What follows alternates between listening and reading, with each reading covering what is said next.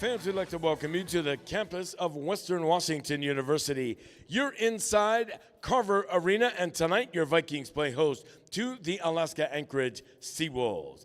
Fans, we would like to begin by acknowledging that we gathered today on the ancestral homelands of the Coast Salish peoples who have lived in the Salish Sea Basin throughout the San Juan Islands and the North Cascades watersheds from time immemorial. Please join us in expressing our deepest respect and gratitude for our indigenous neighbors, the Lummi Nation, and Nooksack tribe for their enduring care and protection of our shared lands and waterways. Fans, at this time, we'd like to invite you to rise if you are able and remove your hats. It's time now to honor America as the Western Washington University Band plays our national anthem.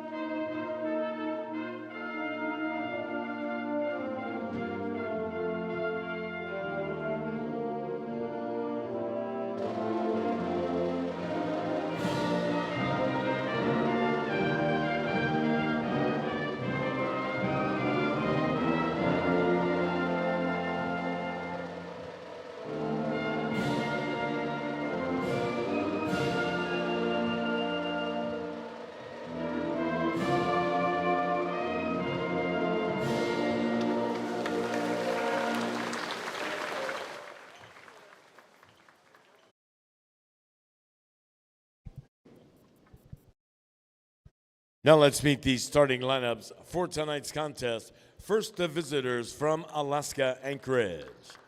At forward, a 6'7" junior, number 3, Sawyer Storms. At guard, a 6'3" senior, number 5, A.J. Garrity. At guard, a 6'2" junior, number 11, Tyson Gilbert. At guard, a 6'3" junior, number 20, Dathan Satchel. And at guard, a 6'2" sophomore, number 23, Lachlan Vinay. The Seawolves, they're coached by Rusty Osborne. He is assisted by Jalen McCullough, Ryan Insbreston, and Dejan Weish. Viking fans, are you ready?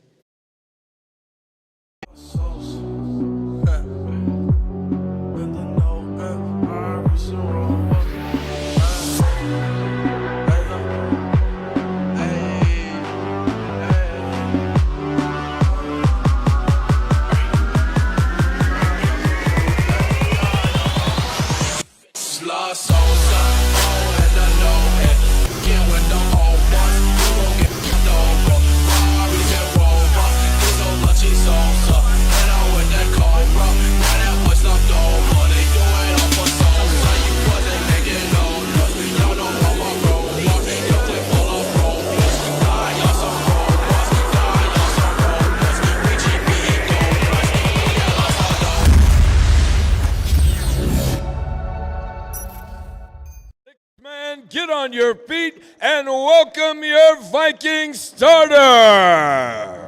At guard, a 6'4" sophomore, number 1, KJ Kai Johnson. At guard, a 6' senior, number 3, Daniel Hornbuckle. At guard, a 5'10" junior, number 5, Mr. 1000, D'Angelo Menace. Head guard, a 6'7" senior, number 11, Lucas Holden. And at forward, a 6'8" redshirt freshman, number 23, B.J. Colley. Your Vikings, they're coached by Tony Dominguez. He is assisted by David Dunham, Bob Hofstetter, Otavio Jude, and A.J. Albritton. Sixth man, it's game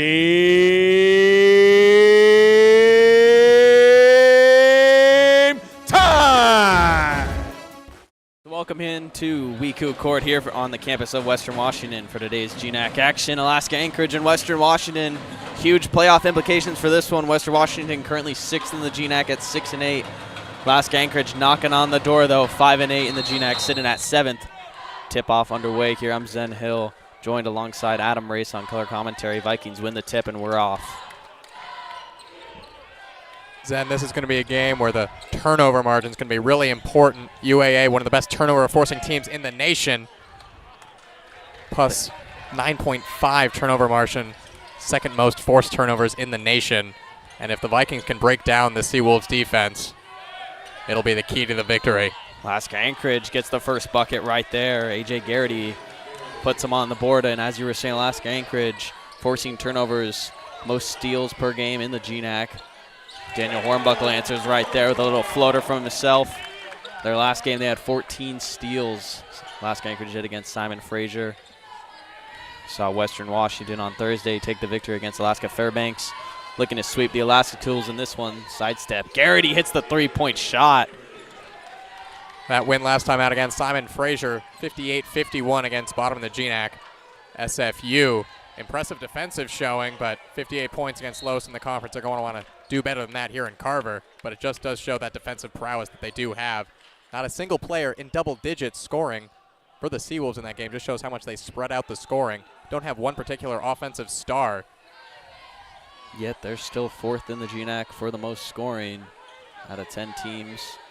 Find a way to get someone going any night that they can. A.J. Garrity, 5 points already for the team. There's Kai Johnson from the mid-range. He had 18. Coming off a great night on Thursday against Fairbanks. As you said, 19, as well as almost a double-double, picking up 9 rebounds. Kai Johnson, just one of the best rebounding guards in the GNAC this season. He's really been putting on a showcase in that category. He's top 10 in rebounds despite being a guard. And he handles it for Western Washington as well. They're down 3. Hornbuckle at the top of the key is guarded by Gilbert. Minnis steps to the right, drives inside, gives to Holden. Holden in the corner. 13 on the shot clock as the Vikings reset it back out. Angelo Minnis goes left, turning around, trying to find a teammate. 5 on the shot clock. Holden top of the key, driving left, kicks. Minnis, corner three-point shot is tipped and blocked. Holden tried to grab it and put it back up, but it is a shot clock violation going over to the Seawolves. You saw in that situation, Minnis driving in, just stopped up, tried to turn it around. You'd like to see Minnis try to drive all the way to the hoop there. He has a deep layup bag that he uses on occasion, but sometimes like that, just got to drive to the hoop. Minnis, best scorer on this Vikings team. Want to see him driving to the cup as much as he can. There's a little backdoor pass to Garrity in the corner. Three-point shot from Satchel is good. Now Alaska Anchorage is off to a hot start right here, but they have an injured player down on the floor. A.J. Garrity a little bit shaken up. Down there was holding his ankle for a second. See if he can run it off here. So the Vikings down 6 early right here.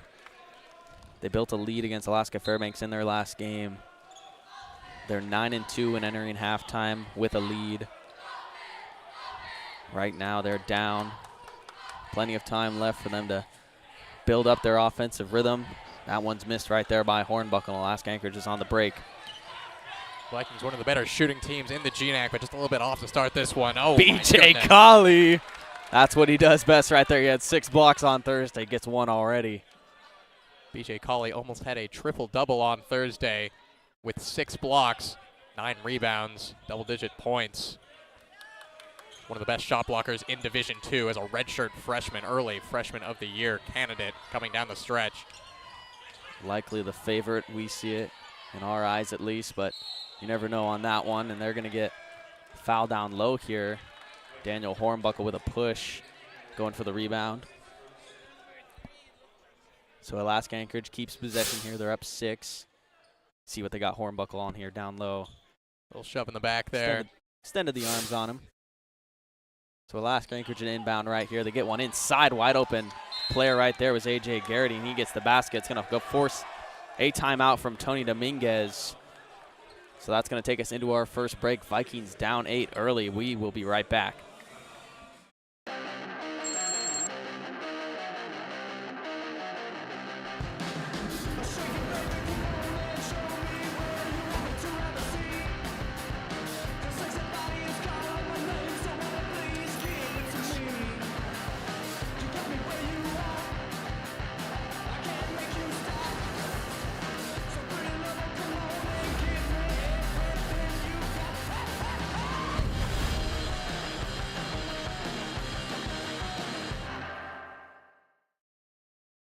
So we're back here in WECU Court where the Vikings down by 8, entering the last 4 games of the regular season, trying to push for a GNAC postseason. GNAC championships being played here in Bellingham, Washington.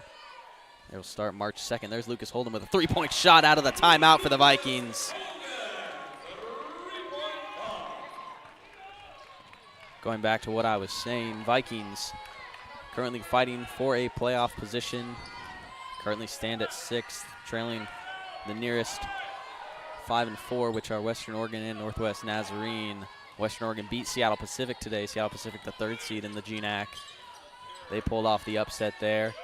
Not ideal for the Vikings, but the Vikings still control their own destiny. This is an absolutely crucial game for the Vikings. These two teams just about tied, looking for that last spot in the GNAC tournament. This is a big sway game. Sawyer Storms had the basket right there for Alaska Anchorage. BJ Colley is down low, and they're going to get him with an offensive foul. Sawyer Storms hits the floor. BJ Colley trying to back him down, picks up his first foul. Colley, a player that we do not want to see get in early foul trouble. Of course, very aggressive on the defensive end, trying to get a lot of blocks, so prone to committing fouls on the defensive end, so when you're picking up on the offensive end as well, it can get tricky towards the end of the game. Alaska Anchorage up 7 here. Lachlan Viney. Storms gets it back to Lachlan right there. Left-handed layup is good. Great cut there. And that was Lachlan Viney, the sophomore out of Melbourne, Australia. Transfer from Hawaii Pacific. Vikings on offense, double team to Hornbuckle, Kai Johnson. Lucas Holden from the wing once again. Can he do it? He does! Lucas Holden, 2 3-pointers already. Good to see Lucas Holden off to a hot start shooting the ball. Felt a little off on Thursday, had to come out of the game early. Coming out today showing that he is looking as good as ever. That's exactly what the Vikings need. They need to have everyone rolling out there. Lucas Holden getting 6 points early. Alaska Anchorage almost lost possession of it. They keep it though. Storms gives it to Gilbert. Gilbert guarded by Hornbuckle, dribbling it around. Switch on to Holden. 3-point shot right there from Viney. Back rim on it. BJ Colley tipped it out. They're going to get BJ Colley with the foul as well, I think. Yes, it is. So BJ Colley, early 2 fouls for him, and unfortunate for the Vikings on that one. And that's going to send us into immediate timeout. We will be right back. Vikings are down by 6 early. I would summarize my experience at Western as I was a guarded, nerdy kid who loved to perform, who allowed herself to put in the time and the effort to carve herself into something. Jump in the trunk, jump in the trunk, And whatever that was has led me to where I am right now, to be a fully realized woman. And I'm really thankful for the time and the effort that I put in for myself, because if I didn't do it, no one else was going to.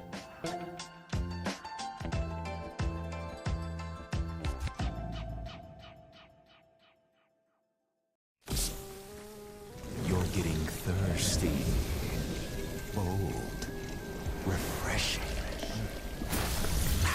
So good. I mean, dude. Vikings down 16-10 early here in Carver. Kai Johnson hitting a little mid-range jump shot there. Scored 18 points last time out with 9 rebounds and 6 assists. He's 3rd on the team in scoring, around 12 points per game. top 10 in the GNAC in field goal percentage, as well as being one of the 2 GNAC all-academic selections out of Western Washington, him and Daniel Hornbuckle representing the Vikings. Having a great season this year, being one of the better offensive threats for the Vikings in his 2nd season. And I had mentioned earlier about Kai Johnson, top 10 in the GNAC, 4 rebounds per game, and being a guard. Now there's only one guard ahead of him, and it's Tyke Thompson of St. Martin's University. And the thing about Tyke Thompson is he's 6'8". Kai Johnson's 6'4" guard, so I mean, 6'8" guard Tyke Thompson's obviously going to get more rebounds having the height on him, but still impressive what Kai Johnson has done this season on the boards. You see every time he goes over for a rebound, he gets way up in the air, full extension. Leaves everything out there to get those defensive boards especially. And it's a great way for the Vikings to get a quick turnaround to the offense, as we're going to get a foul right here. Kai Johnson, man of the hour, picks that one up on the offensive one. So the ball will go back to Alaska Anchorage. You see right here, drove right in. Sawyer Storms takes that one. Might have to take the blame on that one, singing his praises immediately, an offensive foul.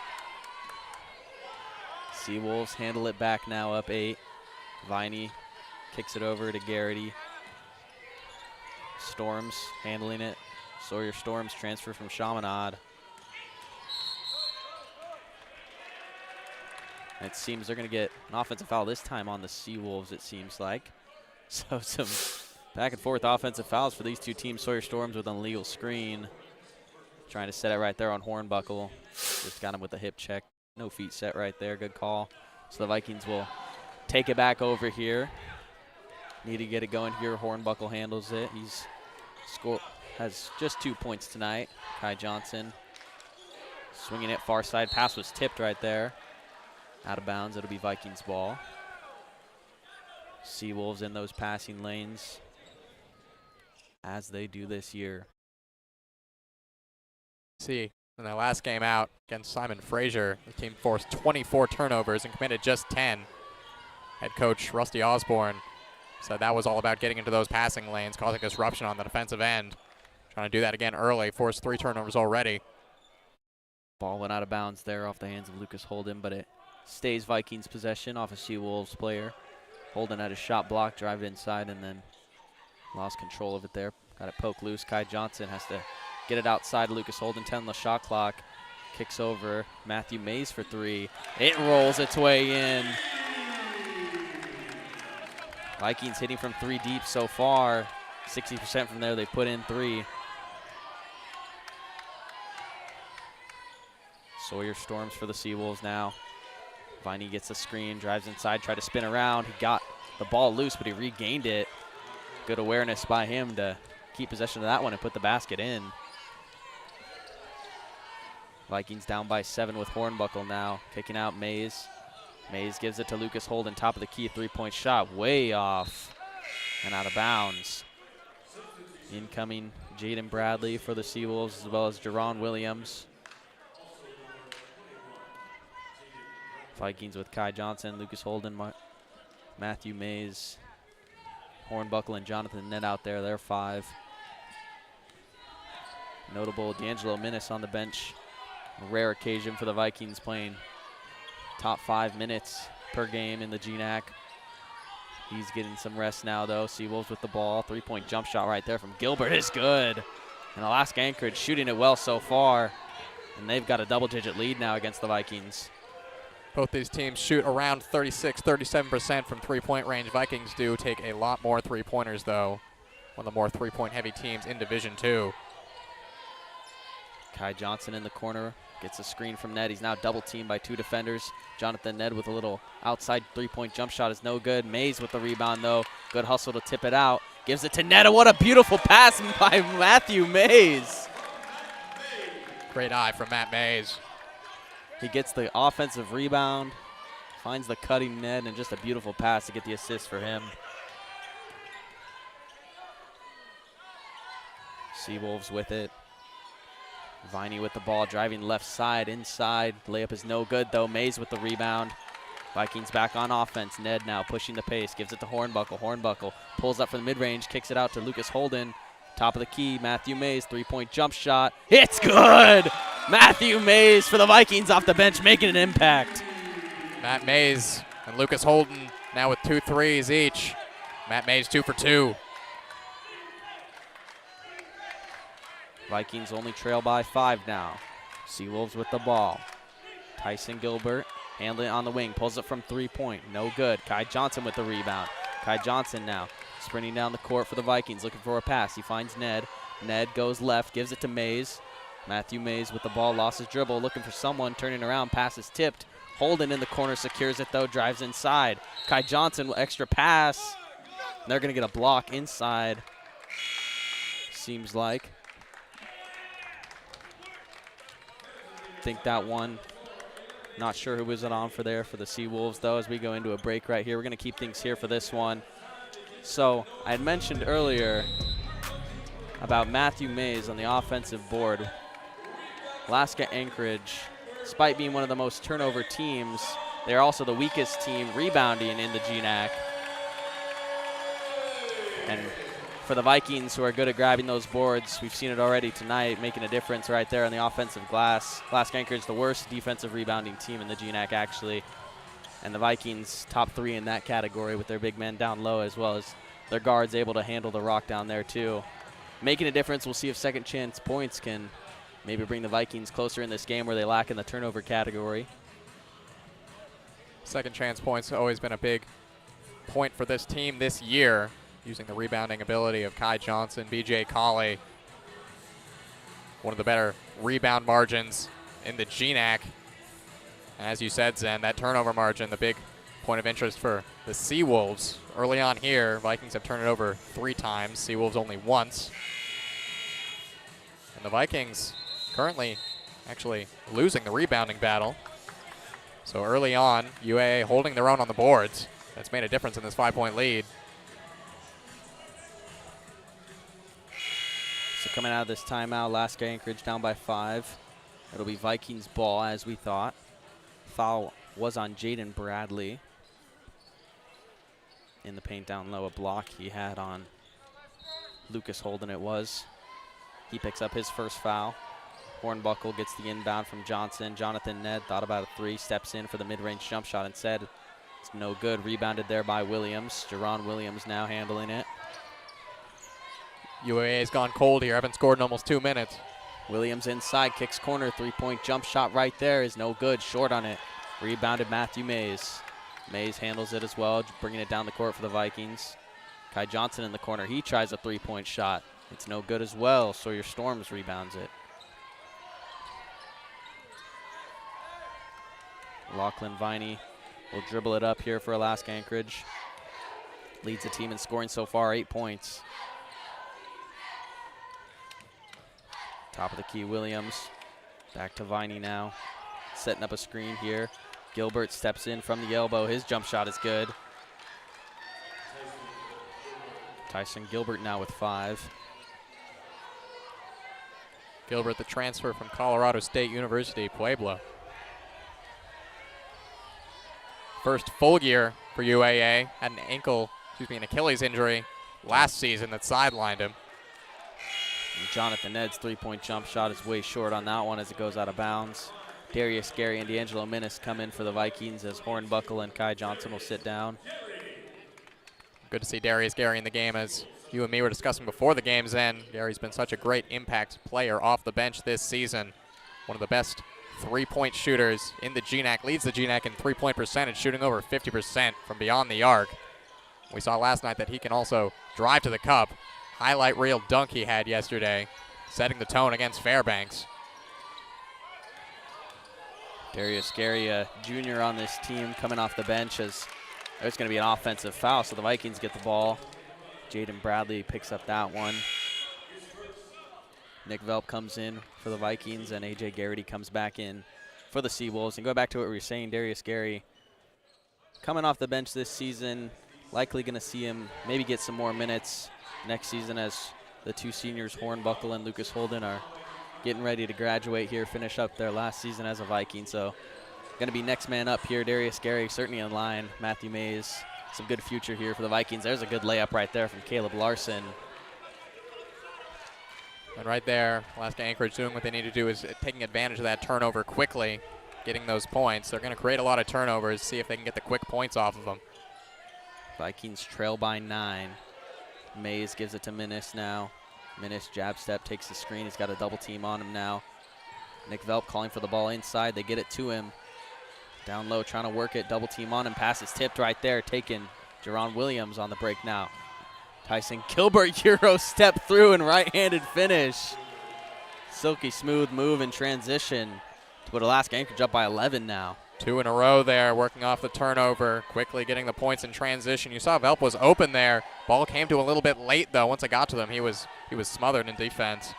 And Alaska Anchorage is quick to double team these Vikings players. Mays handles it. Darius Gary in the corner, 3-point jump shot. He got fouled on it, so he'll go to the line for 3 shots. Foul right there was on Jerron Williams. Looking at the replay here, see where he got him.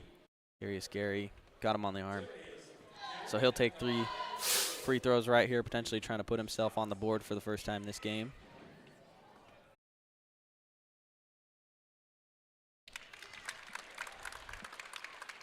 Vikings were on a little 5-0 run to cut the 10-point deficit down to 5, but now have gone cold. That was their first point in over 3 minutes. Daniel Hornbuckle checks in for the Vikings as Matthew Mays sits down. Mays, 6 points, 3 rebounds off the bench so far in this one. If you want a player to cause an offensive spark for a team, Daniel Hornbuckle is one of your better options when he gets hot from 3-point range. He's hard to stop. We saw that on Thursday against Fairbanks. Hitting some threes to bring the Vikings to their first lead most of the way through that first half. So the ball travels out of bounds. It'll be Seawolves' ball still. Darius Gary made all 3 free throws right there. He kind of struggled on Thursday, shot 50% from the line. Looks like he's in the lab for the last day to prepare for this one. Makes those 3 right there. Vikings needed it too. Need any point they can get here. Such a crucial game. Viney lost the handle of it. Minnis is there. Jump ball coming. And it is. It's going to be Seawolves' ball as the Vikings won the tip. 8:07 left here in this first half. Seawolves holding on to this lead. Vikings just trying to get back at it. Have not led the game at all today. There's a nice little move right there. Caleb Larson, fake going outside, went inside, got the layup and the foul. That's unfortunate for the Vikings. Seawolves just had 3 seconds there off the inbound, and they get a nice little play. Run a good play there for Caleb Larson. Faked out Daniel Hornbuckle, so he'll get 1 free throw right here. Caleb Larson, a 5'10" junior from Wilsonville, Oregon. Transfer from Concordia Portland University, which no longer has a basketball team, as I believe it no longer exists as a school. Finding his spot here, though, on this active basketball team for Alaska Anchorage. Vikings trail by 11. D'Angelo Minnis with the ball. A little step back mid-range jump shot is no good. D'Angelo Minnis yet to find any success. 0 points for him, 0 for 3. And in transition right here with Viney, they're going to get a foul. Looks like it might have been on Lachlan Viney. Either way, it's going to take us into a media timeout. So after the break, we'll be right back. Vikings trail 11.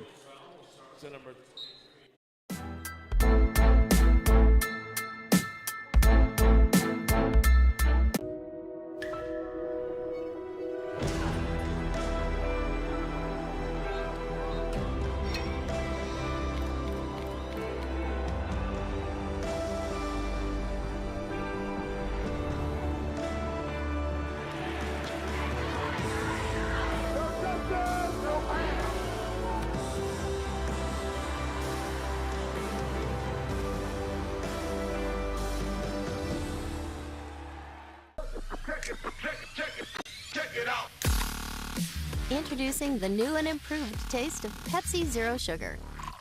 Now more delicious. Zero never tasted so good. Try it now. So welcome back to the first half action here in the GNAC contest between the Vikings and the Seawolves. Seawolves up 32-21 here, 7:39 left in this first half. See head coach Rusty Osborne there, the longest tenured head coach in the GNAC and longest tenured coach in UAA program history. This is his 18th season coaching the Seawolves. Record of 324 and 200. Very impressive numbers for Osborne. He's coached a very consistently competitive UAA squad. So the Vikings have the ball now. They're just trying to get something going here. They need to build a run and try and get this lead. Kai Johnson inside, and they're going to get the and one for him. Driving inside, Kai Johnson going to the line for a chance at 3.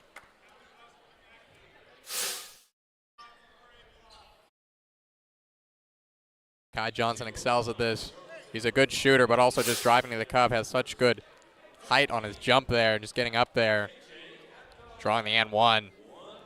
A.J. Garrity picks up the foul. He was just a little bit late on that one to get to the spot.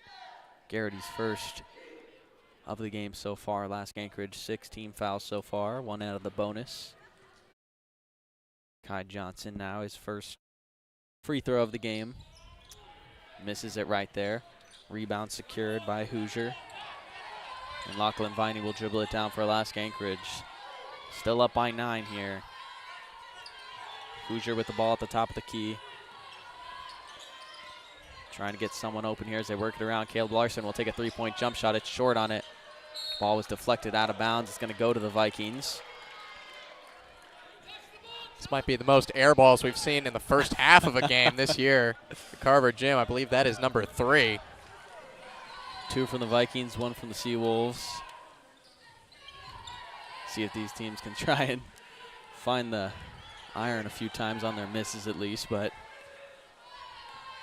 Vikings need something here. Kai Johnson, mid-range jump shot, thought he got fouled. Ball travels out of bounds and it'll go to the Seawolves. That one at least might have touched the twine a little bit. Right on cue it was. I think Kai Johnson might have asked for a deflection too, but either way, Nick Velp bounced off him on the offensive rebound attempt. So the Seawolves still have the ball now. High screen right here. They give it over to Garrity, handing it off to Williams, and a wide open pass to A.J. Garrity inside. And Alaska Anchorage is finding the holes in this Vikings defense easily. Kai Johnson trying to get the edge, gets fouled by Evan Hoosier. Subs get ready to come in. Isaac Morrow for the Vikings. Hornbuckle comes back in as well. Dathan Satchel comes in for the Seawolves. Darius Gary sits down, and Hornbuckle waits to sub in. He's taking out the shooter, Kai Johnson, potentially. So the Vikings in the bonus 1-and-1 opportunity here. Kai Johnson misses last free throw. Chance to make up for it here. Makes that one. I just want to note here, Zen, we came into this game noting that the Vikings have the, on paper, clear rebounding advantage. One of the better rebounding teams in the GNAC. But right now, UAA with 10 defensive rebounds, the Vikings 4. Vikings 2 offensive rebounds, Seawolves 1. So not only an advantage in rebounding for UAA, but a clear one. Not what we would expect to see. Kai Johnson buries both free throws right there. So it was actually Nick Velp sitting down for Daniel Hornbuckle, who came in. Also on the court out there, Isaac Morrow for the Vikings. Did not play on Thursday, was inactive. It's not suited up for the game, but get some playing time here. Seawolves, they take a 3-point jump shot off the dribble. No good. Morrow gets the rebound right there, gives it to Johnson. Kai Johnson dribbling it down. He's got the open lane, kicks into the corner. D'Angelo Menace, pump fake. Into the mid-range now, dribbling it around. Vikings swinging around. Kai Johnson, 3-point jump shot is good. Kai Johnson picking up where he left off. Now the leading scorer for the Vikings with 9. And the Vikings right there could have had a corner 3-point shot with D'Angelo Menace on the opposite side of the court. Make a few extra passes, and Kai Johnson takes that one, puts it in. 3-pointer right there is good from Dathan Satchel. Answers right back. Pick and pop shot. He got that shot off real quickly. That's his second three-pointer made this game. Corner three-pointer from Lucas Holden is no good. Rebounded right there by Larson. 5:20 now in this first half. Alaska Anchorage still holding on to a 9-point lead. Larson, dribble, three-point shot is good, and a tough basket off the dribble for Caleb Larson. Almost back at the WECU Court logo, that shot from Larson. Hornbuckle tries a three-point shot of his own, and he makes it. And these teams are just going back and forth with it. You love to see this. Teams just going at it from deep. Let's see what the Seawolves draw up here. Are we going to get another three-point shot? Maybe. Yes, we will. A three-pointer. It's no good, though. Vikings rebounded right there. And if they would have put that one in, we're going to need heat checks from both sides. Lucas Holden inside. Tried to get up. Shot disrupted. And no good. Holden might have gotten the ball caught on the rim trying to go up for a dunk there. And we're going to get a timeout on the floor for the Seawolves. So with 4:28 left in this first half, we'll be right back. Vikings down by 9. To them, the whole world looks like an opportunity, one to be seized, built upon, and made better for their sport and the people around it. To student athletes, every opportunity is a chance to change what could be and show the world what opportunity can do. You're getting thirsty. Bold. Refreshing. So good. I mean, dude. So welcome back here to WECU Court, where Kai Johnson is leading the Vikings in scoring 9 points. Shooting it efficiently as well, 60% from the field, 50% from the three-point range. He's got 2 assists as well, but the Vikings still trail by 9 here, 4:28 coming out of this timeout. We continue to see Kai Johnson emerging as a leader on this Vikings squad. Last season, he played in 27 games, only started in 2. He was a very good bench option, but this year he is a starter for the Vikings, and he's done very well. One of the top 3 scorers on the team at around 12 points per game. Field goal percentage of around 50%. Shoot the 3 ball as well. Sophomore out of Olympia, Washington, making a name for himself in Bellingham. So the Seawolves are on offense here. Pump fake three-point shot right there from Larson. Swings it up inside, driving. Good pass right there to Sawyer. Sawyer Storms puts it in after the pump fake. Storms so far has been the leading scorer for the Seawolves, although that's not a big margin as this team spreads out the scoring. Hornbuckle gives to Johnson. Johnson backing down. Fade away is blocked right there. Good block, Dathan Satchel with it. And the Seawolves get it back now, up 11. A.J. Garrity with the ball. Gives it back to Viney. Lachlan Viney guarded by Mays. Goes left on him. Viney in the contact, got the foul. And he'll go to the line as I believe Kai Johnson's going to pick up that one. He does. Second personal for Kai Johnson. So far, ever since B.J. Colley got his second personal, haven't seen him in the game.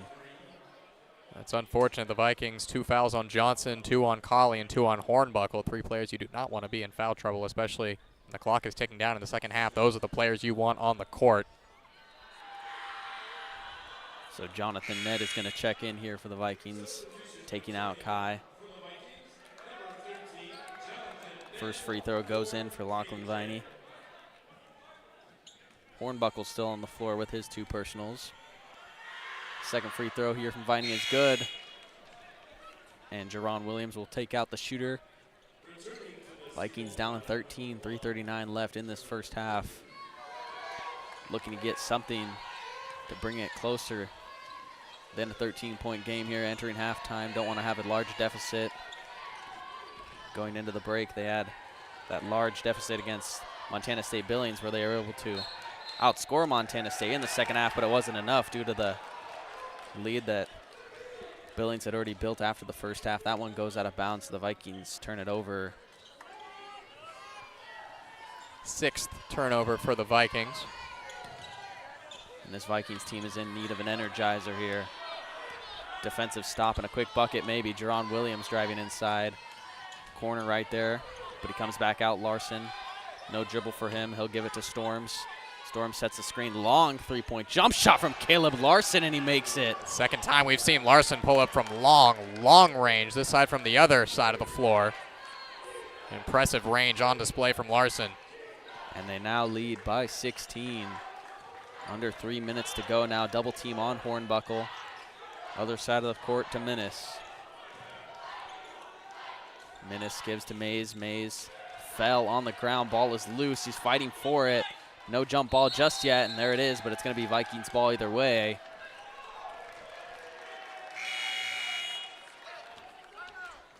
So 7 seconds on the shot clock right here. We're going to get a timeout from Tony Dominguez with the Vikings down 16. So after a quick break, we'll be right back to take you to the end of this first half. The Vikings need something, and they need it big.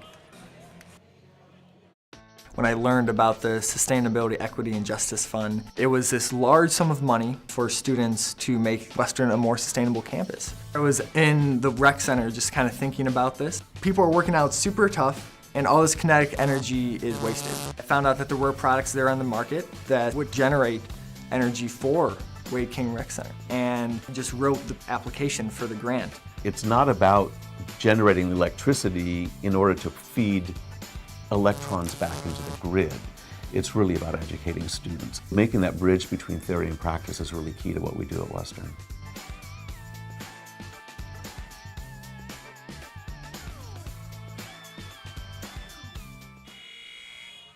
So welcome back here to WECU Court, where Caleb Larson is shooting it from deep and putting it in over and over again. Some impressive jump shots for him, a player that only averages 5 points for this Seawolves team. He's got 9 already. First half isn't even over yet for them. Larson, a player that led the team last season in three-point field goal percentage and ranked 8th in the GNAC at a 42% clip. Also the team's 6th leading scorer last season, a team that went 9-6 and finished 3rd in the GNAC, making his presence heard in Carver tonight. So the ball fell on the ground right there. Jerron Williams secured it, and Alaska Anchorage called the timeout to keep the possession. We're keeping things here for this break, though. So the Vikings down 16. And going back to what we were talking about, Caleb Larson, Larson's career high is only 16 points. He's already got 9 in the first half. Absolutely, 16 points against Alaska Fairbanks, and that was a game in which he made 5 3-pointers on 9 attempts. So when he gets numbers on the board as far as scoring goes, it's going to be from long range. And early on here, we saw him hit one on the WECU logo on the far side and from the same distance on the near side. And when you're shooting from that distance, there's not a lot you can do defensively about that. Right now, Seawolves doing a very good job shooting the ball. 68% field goal percentage early on. 6 of 13 from 3.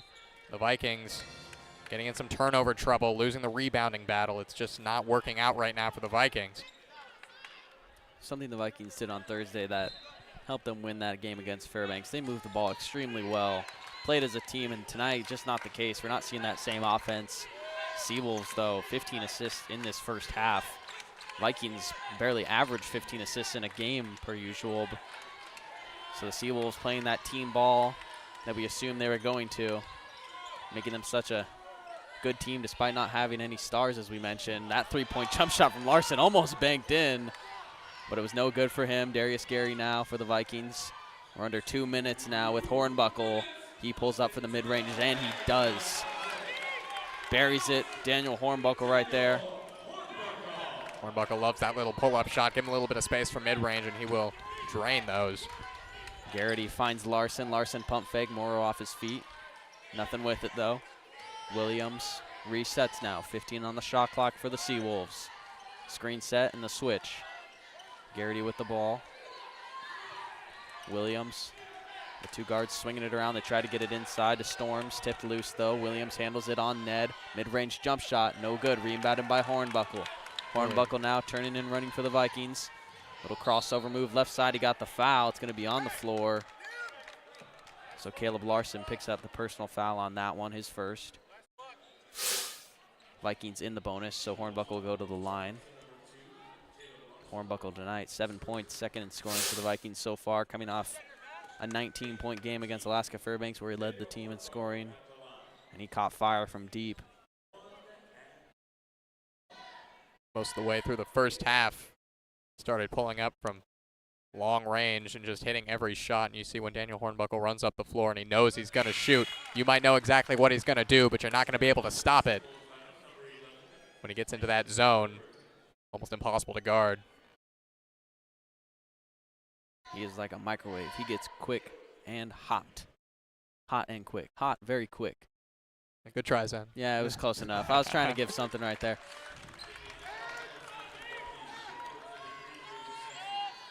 So 1:10 now left in this game. In this half, excuse me. Seawolves handling it. Garrity hands off to Williams. Jerron Williams now.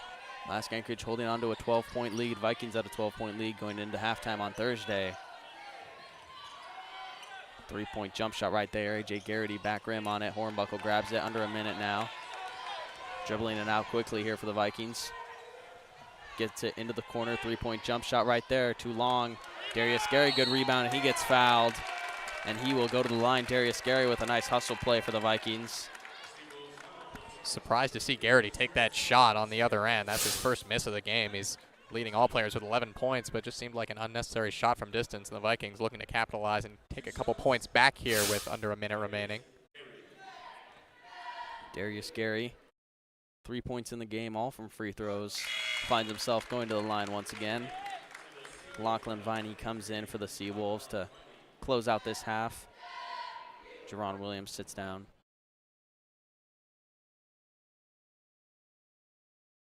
Vikings shooting 88% for the line in this game. Something they've done very well in this one. One of the positives to take into halftime maybe. But Alaska Anchorage with a chance to add to this lead so far. Vikings in a half press. Seawolves get through it though now. 30 in the first half left. Viney handles it at the top of the key. Isaac Morrow tips it loose. Ball is on the ground. Fighting for it is Morrow. Does he save it from out of bounds? No, he does not. So the Seawolves will get the ball still. 7 on the shot clock for them, though. And that's what you'll see out of Isaac Moreau off the bench. Hard-nosed defensive player. Often brought in the game when an opponent is getting hot from the field and you want to shut him down. Moreau comes into the game to play some defense. He hasn't taken a shot yet in 6 minutes, but he's been disrupting things on the defensive end. Viney with the ball, shot clock winding down inside. Shot is blocked, Isaac Morrow, and out of bounds. Will force the shot clock violation. Right on cue, making me look good now. Isaac Morrow with a defensive effort right there. Swatting that one into the cheerleaders.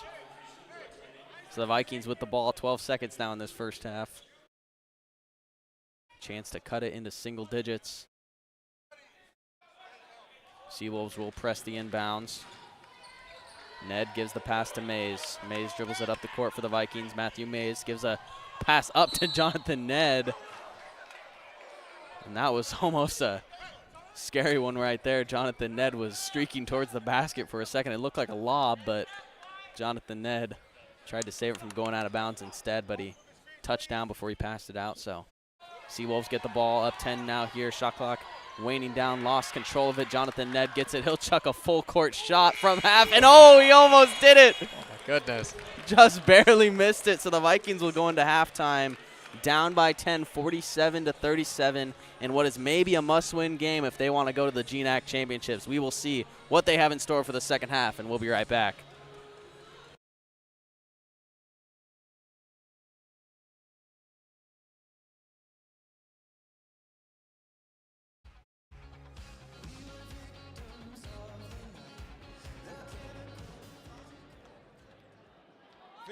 Western Washington University Athletics Hall of Fame is the second oldest among Pacific Northwest colleges and universities, with the first induction ceremony taking place in 1968 right here at Carver.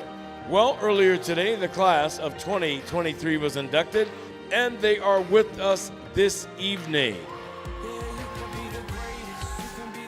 First up, let's meet Audrey Kuhn-Schwind, a finalist for the 2010 NCAA Woman of the Year honors, which covers all 3 divisions. Audrey helped the Western Washington University rowing team to 3 consecutive national team championships from 2007 to 2009. She was the first team Collegiate Rowing Coaches Association All-American in 2009 and twice earned academic All-American honors. Audrey was Western's first female Scholar Athlete of the Year, doing it 3 times. She shared the school's Female Athlete of the Year award in 2009 and was Western's Co-Female Athlete of the Decade for 2000 to 2009. Ladies and gentlemen, Hall of Fame inductee Audrey Kuhn-Schwind.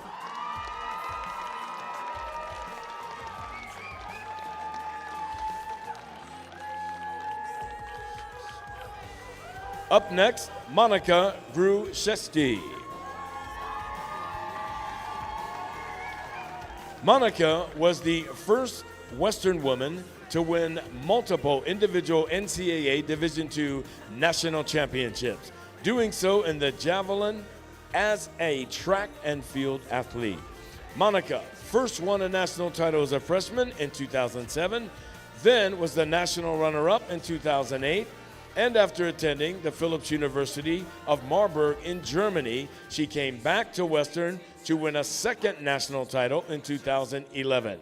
A 3-time All-American as a Viking, Monica's personal best throw was 179 feet 4 inches.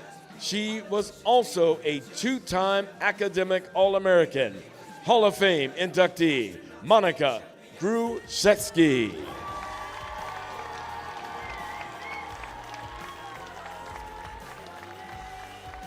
Next up, we recognize Oscar Jimenez. Last fall, Oscar completed his 6th professional season as a midfielder for the Louisville City FC of the United Soccer League Championship. A first-team All-League pick in 2019, Oscar is Lou City's career assist leader with 32. Playing for Lou City, Oscar helped the Boys in Purple to 3 Eastern Conference titles, 1 regular season conference title, and back-to-back USL Championship crowns. Oscar lettered 4 years in a row at Western between 2008 and 2011. He left the program as the co-leader in assists with 22, leading the team to 3 straight seasons. Oscar was a 3-time All-Conference choice at Western and twice earned All-Region honors. Hall of Fame inductee Oscar Jimenez.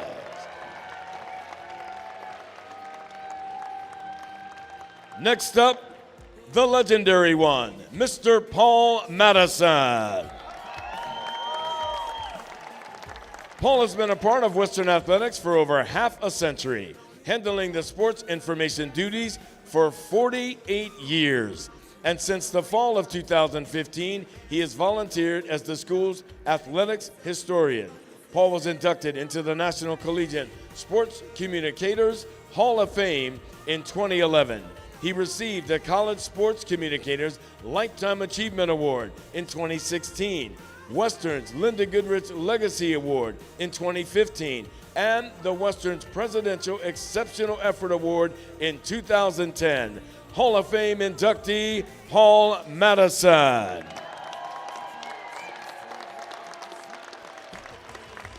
Fans, this is your Western Washington University Hall of Fame class of 2023, Audrey Schwind, Monica Gruszewski, Oscar Jimenez, and Paul Madison.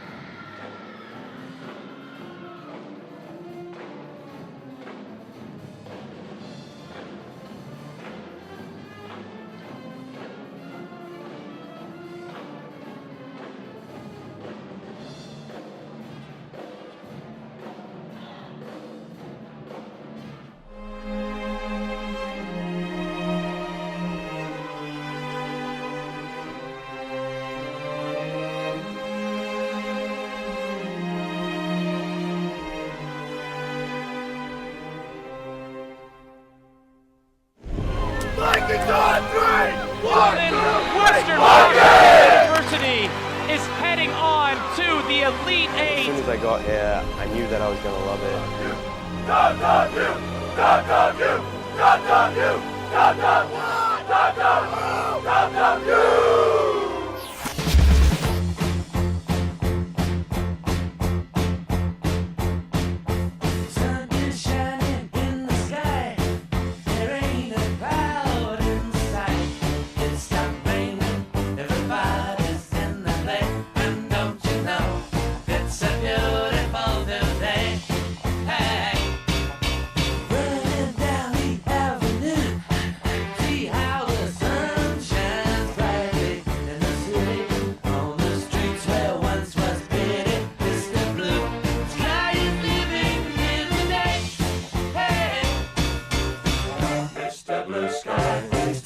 Why you had to hide away for so long? Where did we go wrong? Mr. Blue Sky, please tell us why you had to hide away for so long. Where did we go wrong?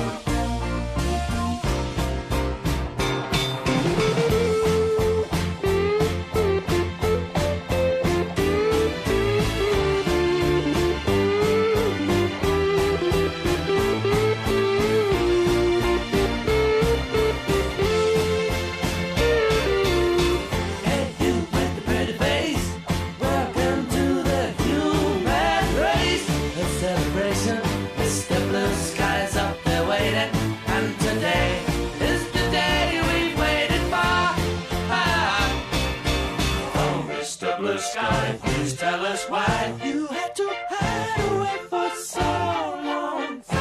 Where did we go wrong? Hey there, Mr. Blue, it's a place to be with you. Look around, see what you do. Everybody smiles at you. Hey there, Mr. Blue, it's a place to be with you. Look around, see what you do. Everybody smiles at you.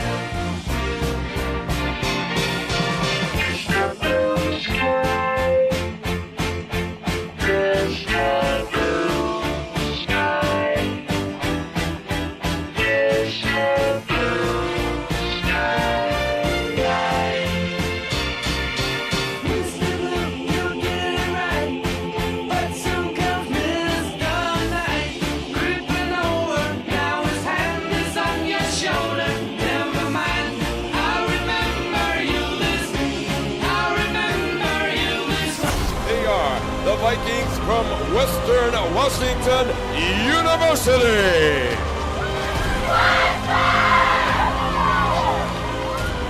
GNAC Player of the Year puts it away for the Vikings.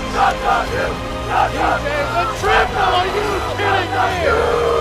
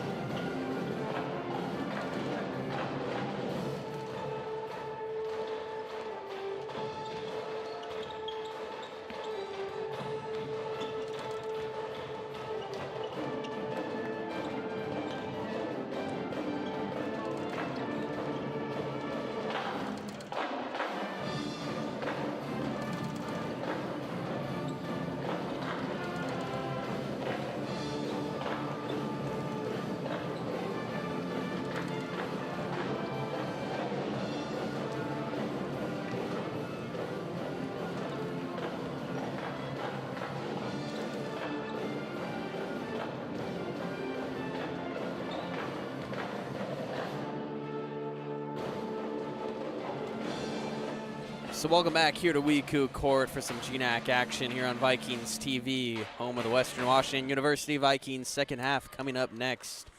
Vikings trail by 10 points coming out of the break in a game that could potentially decide where they stand in regards to their playoff standings here. Coming soon, March 2nd through the 4th, the GNAC Championships being played here in Bellingham, Washington. It'll be hosted here by the Vikings, and I'm sure they would want to play in their home court in the GNAC Championships, a chance to make a run at it in front of their own home fans, but they've got to battle it up. Got to get a victory here today. A few tough games coming. Northwest Nazarene, of course, and Central Washington next week on the road. They'll take on those two teams, but one game at a time here for the Vikings. Seawolves lead by 10 as the second half gets ready to get underway here. And the Vikings need these games, absolutely crucial. And they're not getting a lot of help from elsewhere in the conference right now. Western Oregon pulling out the win against Seattle Pacific.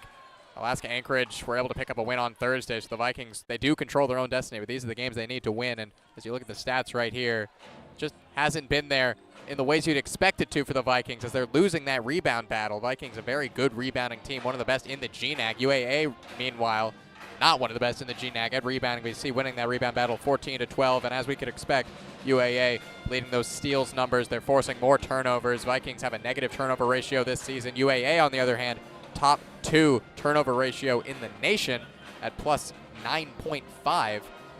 Right now winning 5-8 there, dishing out assists. UAA also top 2 in assists nationally. So the Seawolves have come to this game and done exactly what they want to do. And the Vikings, although they are shooting well from 3, it hasn't really paid off, which is surprising because usually when you see the Vikings come into a game and shoot this 42%, 40% from 3, that's a game that they run away with because they take so many threes. But tonight, UAA has been able to answer from long distance and get the turnovers and steals and pull away with a 10-point lead.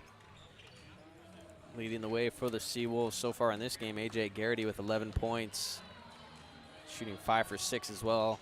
Whole team is shooting it very well tonight for the Seawolves, leading to that 10-point lead that they've built. Vikings, Kai Johnson and Hornbuckle both with 9 to lead the way for them, and we are underway here in the second half. 20 minutes will decide the winner of this one. Alaska Anchorage trying to improve to 6-8 in the GNAC. Vikings currently at 6-8 would fall to 6-9. Layup right there, no good, miss, but an offensive rebound by Sawyer Storms. He also draws contact and he's gonna get a foul. He's gonna go to the line. Foul is on BJ Cawley, and for a second thought that one was gonna go to Lucas Holden. Even Lucas Holden was almost calling for it to be credited to him. That's a massive foul. BJ Cawley now with 3 fouls in just 5 minutes played. He did not play most of that first half because of 2 early fouls. And immediately you see he went up for the block the first time, didn't quite get it, and then he got in the air on the shot fake from Storms. Coming down, Storms able to draw that foul against him. BJ Cawley's got to be more careful. They want him in the end of this game to be involved. So an unlucky break for the Vikings there. Leads to 2 made free throws. BJ Cawley tried to put Sawyer Storms on a poster, and he almost did it, but he got fouled. So BJ Cawley will go to the line now. Exchanging free throws from these both two teams to start off this second half. You can see the cut right there. And it was actually A.J. Garrity that got him with the contact, picking up the foul. Believe it or not, BJ Cawley did not attempt a shot in that first half. Trying to pick up his first points of the game, missed the first free throw. BJ Cawley's got empties on the box score so far, except for his 1 block that came very early in the game. Need him on the floor for that presence inside. Misses both free throws, though, and a rebound by Garrity. Johnson is pressing, but he drops back off as Lachlan Viney handles it.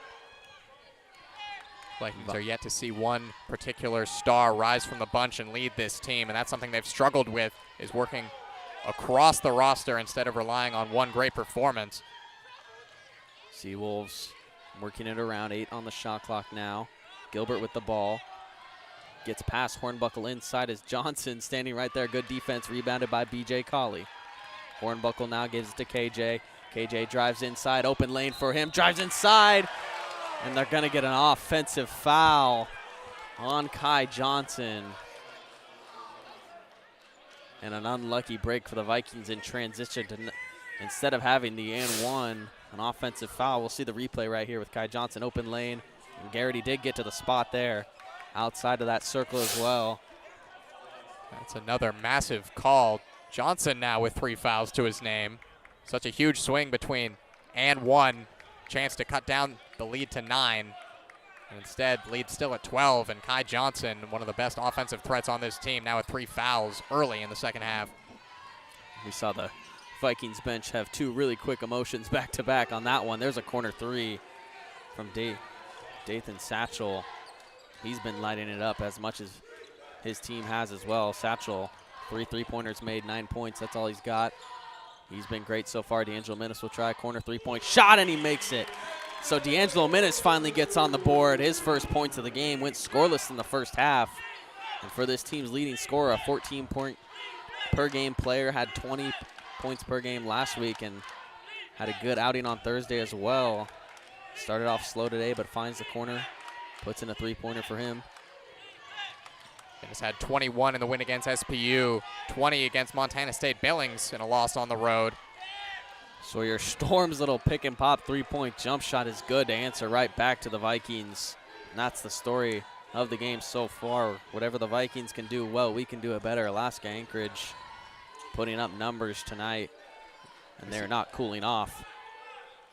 Kai Johnson gives it to Lucas Holden, who steps through, gives to BJ Colley inside. Colley got 3 defenders in there. Foul goes on the floor. The Vikings will retain possession as Dathan Satchel picks up the foul. Satchel's first personal.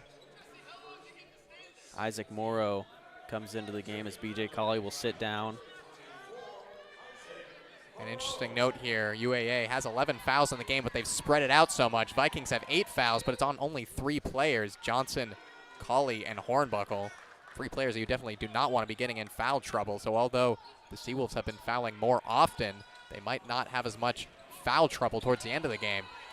Pass goes far over Hornbuckle's head, and the Vikings turn it over there on the inbounds.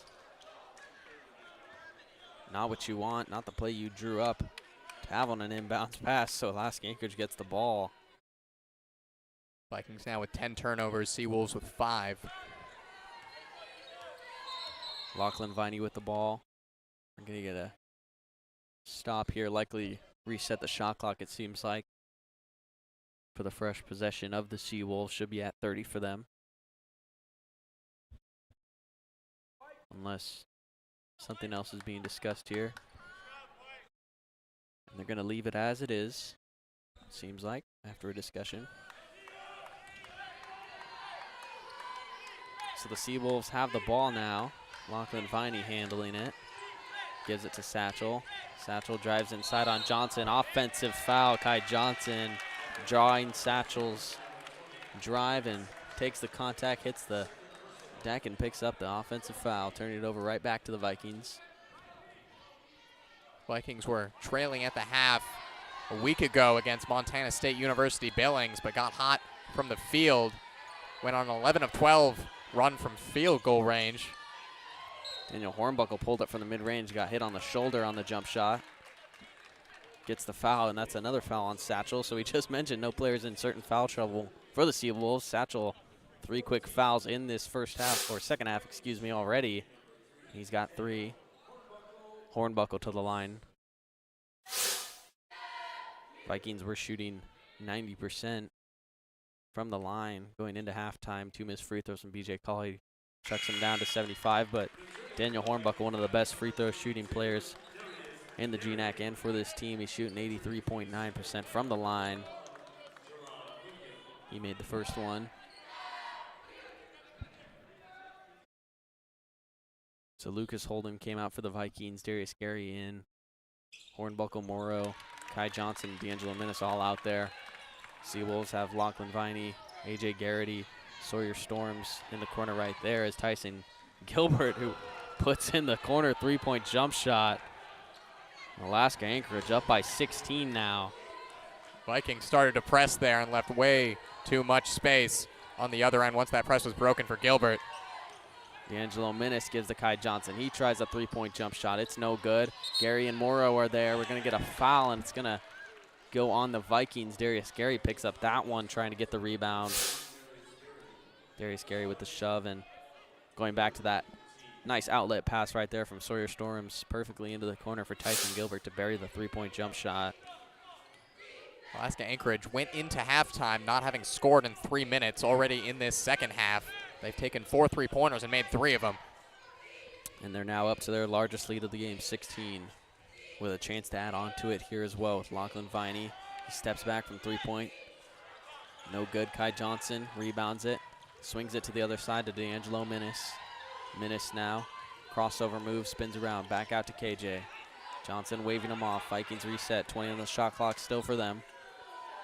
Hornbuckle gets it down low to Morrow. Morrow jab step, working on Garrity, spins around, trying to get something. Kai Johnson hands off D'Angelo Minnis, pump fake, three-point jump shot from him is good. D'Angelo Minnis, they need him to get hot if they want to come back in this one, and he's working his way towards it. Three-point shot for him, he's got 6. Minnis and Hornbuckle, the two big three-point threats on the floor right now for the Vikings alongside Gary as well. Double team came.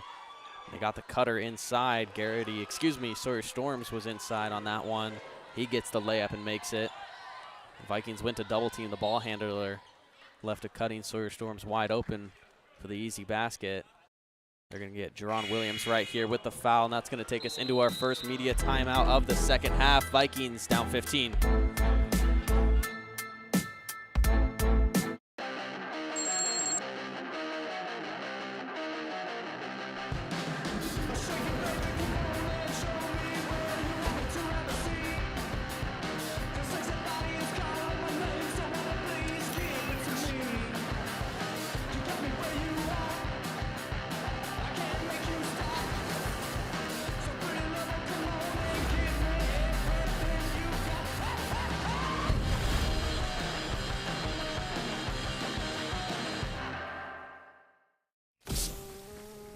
You're getting thirsty. Bold. Refreshing. So good. I mean, dude. So welcome back here to WECU Court, where the Vikings trailing by 15.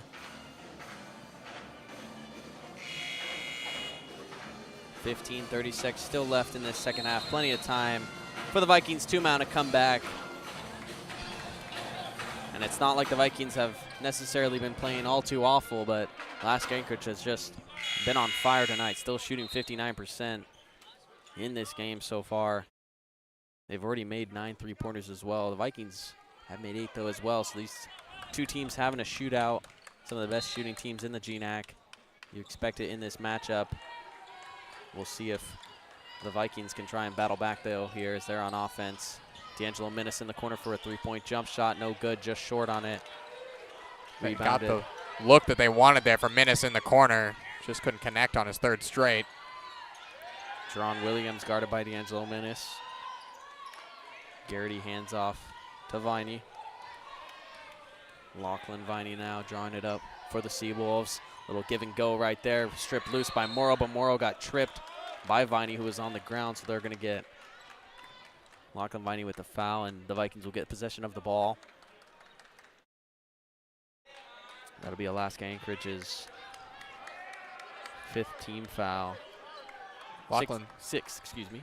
Lachlan Viney came out of the gates hot in this one. Was looking like the main offensive threat. Moreau came off the bench, and Viney's gone a little bit cold now. He's now 4 for 10 from the field. Moreau making a difference defensively in 9 minutes played. Double team on Hornbuckle. Kai Johnson over to D'Angelo Minnis. Fake pass, crossover. Darius Gary corner 3-point jump shot. No good from him, but a rebounded by Isaac Morrow. And kind of a layup dunk slash. Something right there. Either way, Isaac Morrow got the basket. All counts for 2 points there. Moreau with his first points of the night. Isaac Morrow also defending right there on Storms. Got the block. No, he didn't. He got a foul. So Isaac Morrow picks up the foul almost. Getting it done right there on both sides. Making a huge impact if it would have been a block, but it is not. So Sawyer Storms will head to the line. You see the replay here. Isaac Morrow just inches away from getting a clean block. Got him on the hand. Sawyer Storms, 11 points in the game, tied for leading the team. Now 12, so he leads. Perfect from the line so far in his 22 minutes played. Having a pretty all-around game for this Alaska Anchorage team, like much of his teammates are having as well. Alaska Anchorage with 5 players in double digits for them and 2 players sitting right outside with Satchel and Larson at 9. Matt Mays comes in as Darius Gary will sit down. For the Vikings, they trail by 15, 4:37 now in this second half. Hornbuckle gets the screen from Morrow. Minnis kicks into the corner for Mays. Back to Minnis. Minnis maybe looking to get it inside. Gets a screen from Morrow. Outside Kai Johnson. Johnson gives back to Minnis. Pump fake. Johnson now, he tries a 3-point jump shot. It is good. Kai Johnson from downtown for his second 3-point jump shot of the game to bring the Vikings within 12. The Vikings are not out of this game yet. Alaska Anchorage might have the energy, but Vikings can come back at any moment. We see it right here. Matthew Mays with the steal and the transition and 1 bucket. Foul goes on A.J. Garrity and Matthew Mays with a chance at 3. He's got 8 tonight off the bench for the Vikings, getting the steal and the transition bucket. So A.J. Garrity picks up his 3rd personal foul. Garrity will not be happy that he gave up the foul there because he did not really contest the shot. Matt Mays basically had a free layup with the and 1. Matthew Mays' first free throw attempt of this game is no good. So no and 1, but the Vikings now only trail by 10. They were down by 16 at one point, trying to fight back as much as they can, chipping away at it. Seawolves have the ball. Storms gives it Gilbert. Down low is Williams, guarded by Johnson. Fade away from Williams, no good. Kai Johnson might have got a tip on it. Either way, good defensive possession for the Vikings. They're back on offense, a chance to bring it within single digits. Mays in the corner, drives right side, spins around, kicks far side almost, but it's intercepted by Storms. Good to get in that passing lane. Storms goes to the rack and puts it down for the and 1 as well. Matt Mays, he's got hops of his own. He tried to get up there to contest the dunk. Did not work out very well for him, though. And you can see here Storms driving for the dunk and the and 1. Vikings had D'Angelo Minnis in the corner wide open, but Storms jumping into that passing lane, gets the steal and the transition dunk. Chance at 3 for him now. He's got 15 now tonight. Makes the free throw there to add to it. Storms is yet to miss a shot tonight. 5 for 5 from the field, 1 for 1 from 3, and 5 for 5 from the free throw line. He's the only Alaska Anchorage player averaging double digits with 10. Shot is missed there for the Vikings, and Alaska Anchorage now with the ball up 13. Basket here could maybe try and shut down what the Vikings thought they had in a little bit of a run. Seawolves working it around, 12 on the shot clock. Viney with the ball. He drives left side. Ball is poked loose by Matthew Mays. Viney steps through and he got fouled and 1. And they're going to get Daniel Hornbuckle with the foul as well. That puts him at 3. And it also sends Viney to the line for a chance at 3. They thought they had him smothered there. They got the ball loose. 2 players on him. He just finds a way to fight through the traffic, just throw the ball up there, and ends up in the basket. See right there on that replay, Hornbuckle getting him on the arm. So Jonathan Ned comes into the game. Hornbuckle will sit down. Vikings with 3 players with 3 personal fouls, and it's 3 of their key starters as well. Next man up here, Jonathan Ned comes in.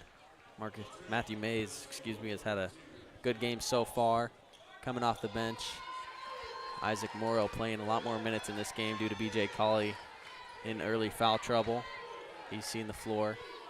Gonna need some contributions from guys like him and Ned. Darius Gary as well, currently on the bench, but we'll likely see more of him. Vikings gonna turn it over right there in transition. Jerron Williams goes up. Kai Johnson contesting, no good. Jerron Williams wanted a dunk, but he didn't get it. Matthew Mays' ball was tipped, but Minnis handles it. 2 defenders there, and they turn it over once again. Seawolves now back on offense. So the Vikings had a good transition defensive possession right there. could not capitalize as they just turn it over once again. Seawolves doing what they're so good at, clogging up those passing lanes and causing turnovers, as well as getting a steal there in transition. Their game plan is being executed to a T right now. They average 10 steals a game. They've got 6 already. That ball is tipped loose. Isaac Morrow keeps it in bounds. Can he? Yes, he does. Vikings handle it now with Kai Johnson. Tried to get it up to Matthew Mays, and it's another steal for the Seawolves. Euro step. Gilbert, his bucket is good. Alaska Anchorage just swarming the Vikings right now. And head coach Tony Dominguez calls a timeout. And a much needed one for this Vikings team, where Alaska Anchorage is just running it. They're down by 18, and after a quick break, we will be right back here on Vikings TV.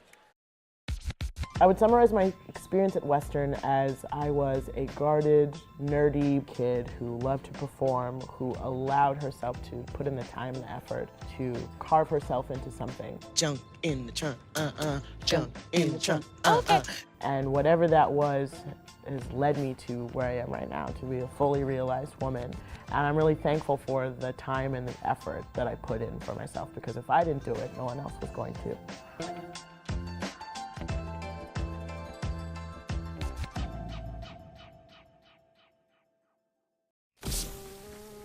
You're getting thirsty. Bold. Refreshing. So good. I mean, dude. So welcome back here to WECU Court, where the Vikings are down 18 after a flurry of baskets from Alaska Anchorage on some turnovers from the Vikings. And Vikings need to get something going here this timeout, trying to resettle his team. Tony Dominguez is trying to talk to them and limit these turnovers as they need this victory here. And some news on this playoff battle that is very relevant to Western Washington. The game between Northwest Nazarene and Central Washington tonight has ended in favor of the Northwest Nazarene Nighthawks. Went on a 8-0 run in the last minute of play to come back and grab a 1-point victory over the Wildcats. Northwest Nazarene now 7-6 in the conference. Leapfrog the Vikings. Central Washington down at 5-8. Western Washington trying to come back and go to 7-8, but right now looking like 6-9 might be their record after the next 11 minutes, unless they can turn things around. And that right there, a huge game in the Vikings' favor, that is, because you'd rather have Northwest Nazarene, who's ahead of you in the standings, win more games and you try to fight for the last spot, than have Central Washington, who's sitting at 7th, win a game and then possibly challenge you for that 6th spot. So Northwest Nazarene holding on to that 4th spot for today, and Central Washington will fall to 5-9. Good for the Vikings here, as for a moment there, about 2 minutes left, Central Washington had a 5-point lead. It was looking like they might take it, and then just gives the Vikings more of a challenge to making the GNAC championships. Right there, Alaska Anchorage turns it over. And so far today through the GNAC, there's going to be a timeout on the floor. We're going to keep things here, though. So coming into this game, Adam, I had wrote down in my notes potentially what the Vikings need to do to end up making the GNAC championships. And the best case scenario for them is, of course, just win out. You control your own destiny. You have to win. But for today's slate especially, Vikings had to win this game. Not looking too good for them so far. They needed Simon Fraser to beat Alaska Fairbanks. That game is still underway, but Alaska Fairbanks currently up 42-29, 13:06 left in that game. Not looking too good for that. You needed Seattle Pacific to beat Western Oregon, but Western Oregon, as we mentioned earlier, upset Seattle Pacific today 80-74. And then the only thing that has gone right for the Vikings is Northwest Nazarene beating Central Washington. So a little bit of good and bad for the Vikings. Still 3 games left to decide it. We'll see if they can clutch up in these next few moments, maybe in this game, but if not, you're looking towards your next 2 battles against some tough opponents in Northwest Nazarene and Central Washington. Of course, that rivalry game is probably going to be packed out in Ellensburg. I know I'll be watching from home, but it's going to be a close one to decide possibly some huge postseason standings. Well, Zen, I'll tell you the good news is that the Vikings, last 3 games this season, Northwest Nazarene, Central Washington, Simon Fraser, those are 3 games that you think the Vikings could definitely come out with a win in. Simon Fraser currently lowest spot in the GNAC right now. Central Washington around the same level as the Vikings. Northwest Nazarene just above them in the standings. However, Alaska Anchorage, who will probably end up being the main other contestant for that other spot, they have to play Seattle Pacific on the road, Montana State Billings on the road. They have to play some of the toughest opponents in the GNAC and their home courts. So you might think the Vikings have a little bit of an advantage with the remaining schedule, but at the end of the day, these are the kind of games that are going to sway that kind of playoff race. And you'd like to see the Vikings pick up these wins at home. We'll see how it all ends up. Of course, they're going to go on the road, but they'll be back here on the 25th to face Simon Fraser in the last regular season of the game played at home here. That'll be a Saturday 7 p.m. start time for that game. And pending the results of other teams and how the season may go, these next few games for all the teams in the GNAC might end up being a special one if the Vikings have that game and it's their chance to possibly clinch, but a lot up in the air still here in the GNAC as we approach the end of the season. Seawolves, they hold a 14-point lead in this game, approaching 10 minutes left, almost halfway through this second half. That missed shot led to an out of bounds, and it'll be Vikings ball. Vikings got Kai Johnson, D'Angelo Minnis, Jonathan Ned, BJ Colley, and Nick Velp on the floor for them. Seawolves, they've got Caleb Larson, Tyson Gilbert out there, as well as Jerron Williams, Jaden Bradley, and then down low they've got Wojtek Ruzek. Seawolves right now, 3 players on the floor who do not have points. Vikings handle the ball. Nick Velp lost control of it, almost a turnover. Luckily, they get it back, though. Jonathan Ned, top of the key. He'll pull up a contested three-point shot, and it's way off. No good from Jonathan Ned. He's now 1 for 5 in this game, 0 for 3 from 3 as well. And the Seawolves have the ball.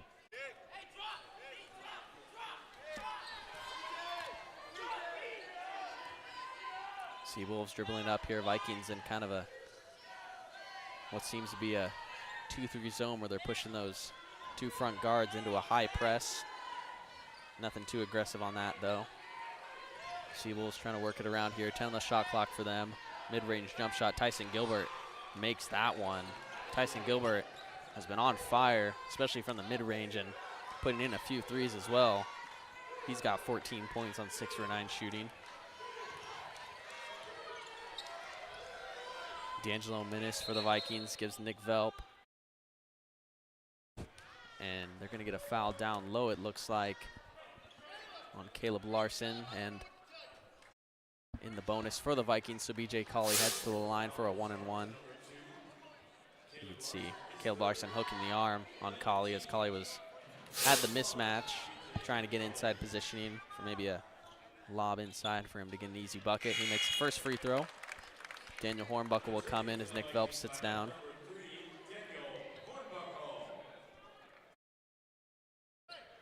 Colley shot around 62% from the free throw line this season. Missed those first 2, but he buries these 2. Vikings pressing it up now. Down by 14 here. Need of some defensive stops and some buckets. Handling is Larson. Gilbert gives it back to Larson. Larson dribbling around top of the key. Just switching it back and forth. The Seawolves are burning clock here. Trying to take long offensive possessions and get this game down quicker. Inside right there. A contested layup is good from Ruzek. Wojtek Ruzek, 6'9" senior out of the Czech Republic. Traveling a long way to get to Alaska Anchorage. Ruzek, the transfer from Utah State Eastern, getting his first bucket of the night. Alaska Anchorage have a lot of faraway players joining this team. Some international players. Last season they had Ogi Pantovic on this team. Pantovic in the home game against the Vikings was the player that had hit that tie three-pointer, sent the game into overtime, where the Vikings ended up winning last year. D'Angelo Minnis got the bucket right there for the Vikings. Larson is driving inside, kicks outside. Bradley, and then inside they're going to get an offensive foul on Caleb Larson. That'll be Larson's 4th foul. So Caleb Larson, 9 points, but 4 fouls. And we're going to go into a break right here. The Vikings down by 14.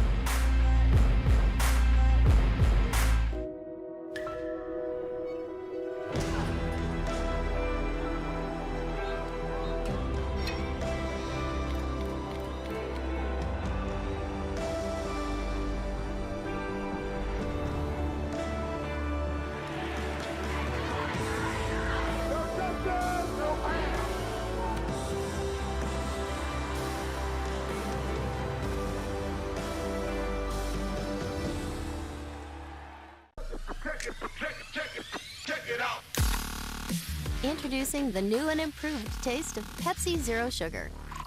Now more delicious. Zero never tasted so good. Try it now. So we're back here at WECU Court with the Vikings down 62-74.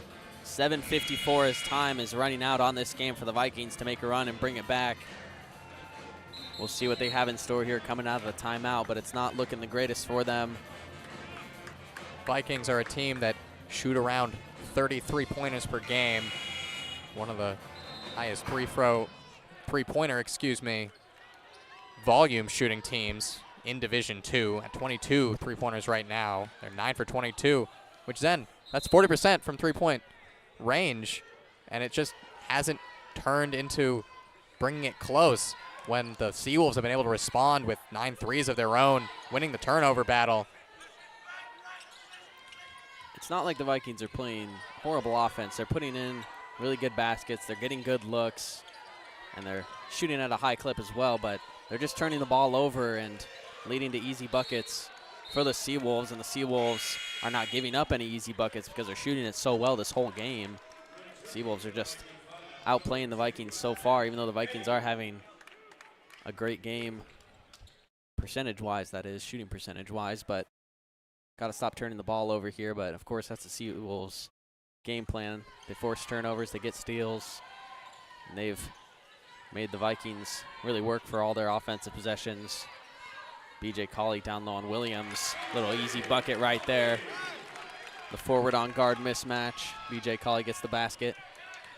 Let's hope that B.J. Colley can get into the zone, because when he gets the ball down low and he's just shooting at a high clip, there just seems to be nothing you can do on the defensive end. And that consistent scoring is what the Vikings are going to need if they're going to be able to close this gap in the last 7 minutes. Seawolves with the ball on the wing. Bradley gives to Williams. Viney with the ball. Inside Bradley, guarded by Hornbuckle, kicks back outside, three-point jump shot. Tyson Gilbert as the shot clock expired, no good. Matthew Mays gets the rebound right there. Mays with his 5th rebound. Hornbuckle kicks into the corner, one extra pass. Matthew Mays for 3, it's good! Matthew Mays now with double figures off the bench. Mays got a wide open shot. Defenders backed up and let him take it. Vikings within 9 now, single digits. It was 72-52 at one point. Alaska Anchorage was up by 18. Vikings have cut that in half now. Williams drives inside, steps back. Little easy pass inside. Colley almost wanted the block, but Ruzek puts in a good basket right there. Good reaction time by Ruzek to go for the reverse as Colley was flying in, trying to swat it away. If he would have gone up on the left side, Colley's sending that right into the Alaska Anchorage bench, but instead it's a basket for them. They're going to get a hold right here on Tyson Gilbert to send B.J. Colley to the line. Colley 4 for 6 from the charity stripe tonight. Big free throws here. Matthew Mays off the bench, 11 points, 4 for 5 shooting, 3 for 4 from the three-point range as well, providing 5 rebounds. He's been a great piece as some of the starters have gotten into foul trouble, and an opportunity for these bench guys to play that next man up. And this team is used to being a little top-heavy as far as minutes go. You're going to have 4 players and double-digit scoring, a lot of scoring from, Johnson, Colley, Hornbuckle, Minnis, but tonight that foul trouble causing bench players to step up. And as you said, people like Darius Gary, Matthew Mays doing a good job off the bench. So Alaska Anchorage leads by 11 as both free throws were missed right there. Garrity spinning around, guarded by Kai Johnson at the top of the key. Vikings are back into a man defense. It was ripped loose right there by Kai Johnson, and Matthew Mays handled it but got fouled on the break.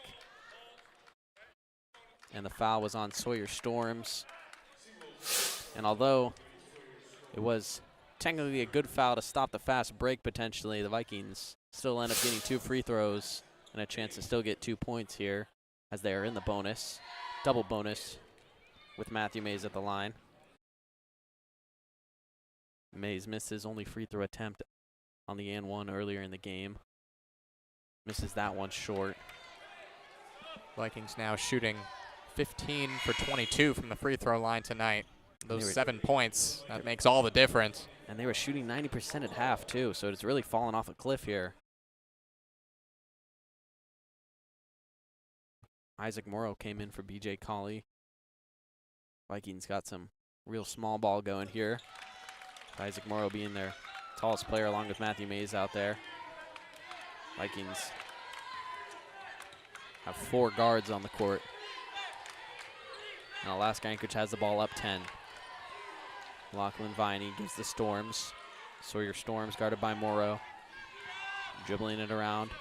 Gives it back to Viney. 10 on the shot clock now. Approaching 5 minutes left. Oh, a little step through Euro. What a beautiful move by Lachlan Viney.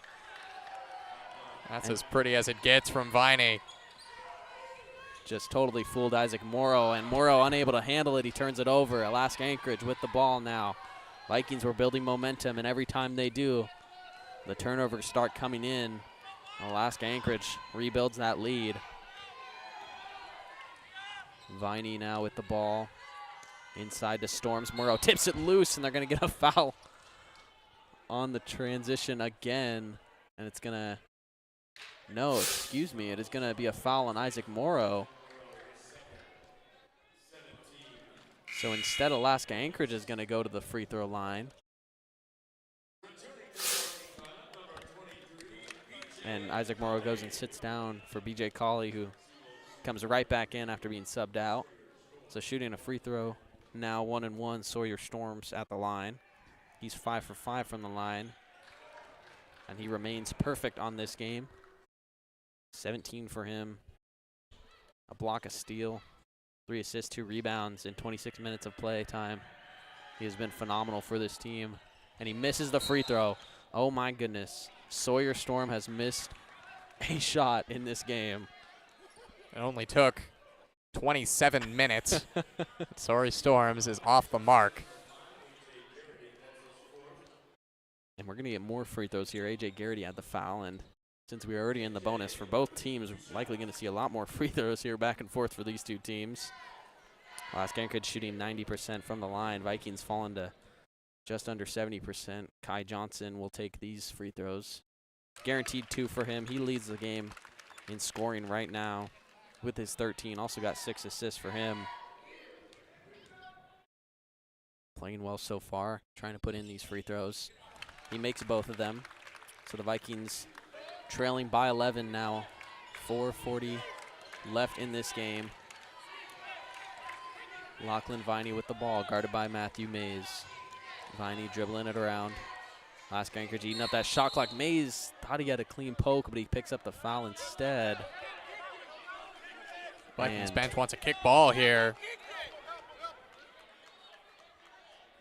So they're going to get a Matthew Mays foul. It is. We're going to see a replay here what we might have had, and I believe they called the kickball on Matt Mays. Vikings bench wanted it called on UAA.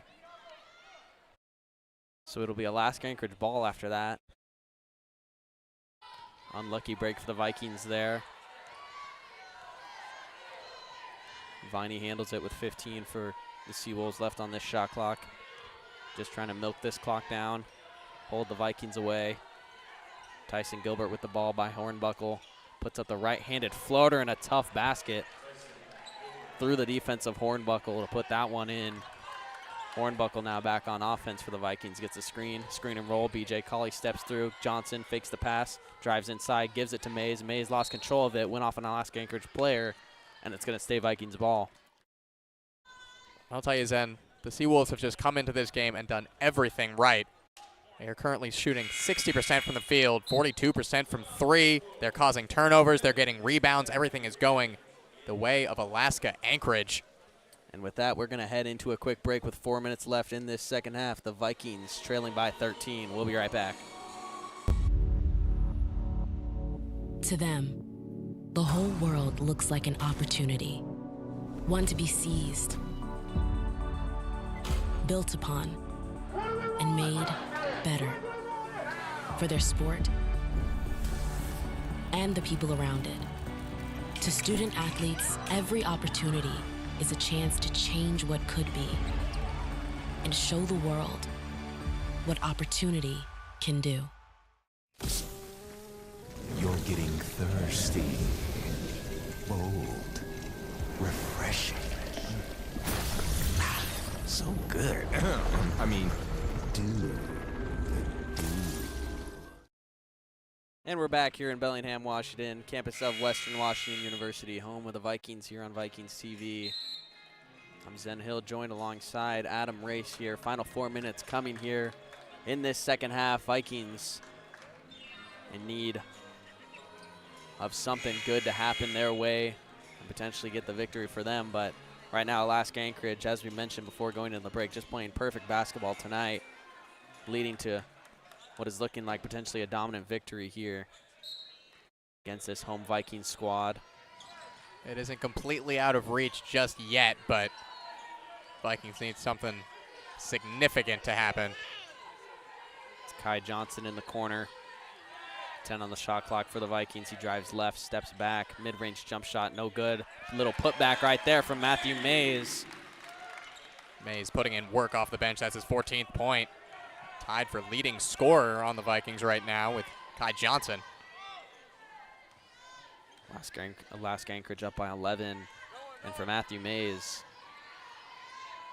new season high for him so far. Career high as well. Of course, this is his first active season with the Vikings. His career high before this game was 13. He's just outdone it with a 14. VJ Colley kind of had a two-handed set block. I don't even know what that was, but it worked either way. BJ Colley playing volleyball out here. Matthew Mays behind the back inside. He got the foul, and he's going to go to the line after a silky smooth move right there. Chance for 2 free throws right there. Would love to end one as well, but look at this BJ Colley block. I've never seen anything like it. Just goes up like a middle gets blocker. 2 blocker. hands on it. You look like Chloe Ritza center out there. That is ridiculous. I've never seen that. So after we get a little bit of discussion here from these sides, not sure what the talk is all about. Teams have been sent to their bench. Not sure what we're looking at here. Not sure what they're reviewing here, Zen. Either they're reviewing the block, perhaps, if it was on the way down for a goaltend. I don't believe that would be the case, though. No. Maybe there was some head contact with Matt Mays on the drive. I'm not sure. It looked like a pretty clean foul to me, but either way, we're going to see what happens here. 3:07 left in this second half as we get ready to wind things down here. Vikings still down double digits. Now, significance of that foul, A.J. Garrity has fouled out. He's got 11 points on the game of 5 of 6 shooting, as well as being the leading rebounder for Alaska Anchorage. When you talk about rebounding, the rebound numbers are even right now. The Vikings, this season, their rebound margin, a positive 1.5. They've got some great rebounders on this team. For Alaska Anchorage, their rebound margin is negative 5.3, one of the lowest in the GNAC, but of course, tonight in Carver Gym, a great game played by the Seawolves, keeping it even on the boards. So looks like we're going to get a decision here. And it looks like they were reviewing there who the foul was against. Gotcha. I believe they changed the foul to be against Tyson Gilbert. So Garrity is not fouled out. It's probably a lucky break here for the Seawolves that they reviewed that one so they get Garrity to stay on the floor. one of their starters. Gilbert picks up his second. Matthew Mays at the line, tied for the leading scorer of this Vikings squad. 1 for 3 from the free throw line, though he could have had more. Misses that one as well.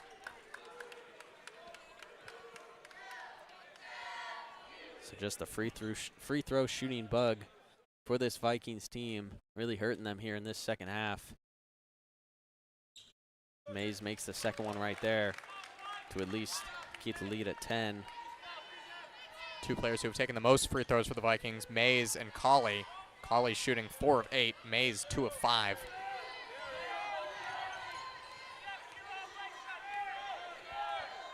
Seawolves working on offense, little driving kick, Satchel's three-pointer, no good. Kai Johnson gets that rebound right there. Swings it up to Hornbuckle. Hornbuckle's thought about a three, pulls up from the mid-range instead, and he makes it. Daniel Hornbuckle. Vikings down by 8 now. 2:40 now. They're pressing up on defense. They're going to call for the Mops to come out here. Wet spot on the floor. Daniel Hornbuckle here. Silky mitts. Pretty little move to get around 2 defenders. Find just enough space for that little pull-up jump shot. I think it was Daniel Hornbuckle calling for the floor to get wiped right there as he slipped coming down after that mid-range jump shot. Hornbuckle with 13 points now. 4 of 5 shooting. He hit the only three-pointer that he's attempted. Perfect from the line. Another good shift from Daniel Hornbuckle. Would not be surprised if we see Hornbuckle put up some more three-pointers here, as the Vikings are in need of some points very fast here as these last 2 minutes tick down. Corner three-pointer, no good. What a putback dunk. Sawyer Storms, oh my goodness. Sawyer Storms making himself heard here. Hornbuckle, though, splits the defenders, but no good. Unable to make it. Vikings fighting for the rebound. Unable to handle it. Alaska Anchorage up by 10. Now keep in mind, Northwest Nazarene was down 7 with a minute left. Came back to beat Central Washington, so 2 minutes, 10 points. Not impossible for the Vikings. They need some stops, though. Viney's layup is no good. Colley gets the rebound, trying to turn in transition a little too quick, and he turns it over. Maybe should have settled it right there, but Seawolves will handle the ball, and they're also going to call a timeout. We're going to keep things here. Minute 48. Vikings still down by 10. Alaska Anchorage led by Sawyer Storms. You see that putback dunk. He's got 19 tonight. Playing a all-around game in his 30 minutes of play so far. 3 rebounds, 3 assists. He's also got a steal and a block apiece. Storms the leading scorer coming into tonight for the Seawolves. 10 points per game. Going along with 5 rebounds. Shooting over 56% from the field. Transfer out of Chaminade. One of a couple transfers on this Seawolves squad from the Pac West Conference in Division II. And right now, Seawolves have just played an excellent game. They have 4 players in double-digit scoring, 3 with at least 15 points. That's Storms, Viney, and Gilbert. And Western, as we've been saying, they've been doing well on the offensive end overall. It's just been the turnovers in those big moments, and whenever they've had like a run going, and then really the momentum started shifting in their favor, Alaska Anchorage has had something go their way and made a big play to take that momentum back. So they're going to get a foul here on Kai Johnson with Tyson Gilbert dribbling it around near half court. Kai Johnson now with 4 personal fouls for him. Jonathan Ned comes in for Matthew Mays. Vikings maybe looking to get some more shooting in the lineup.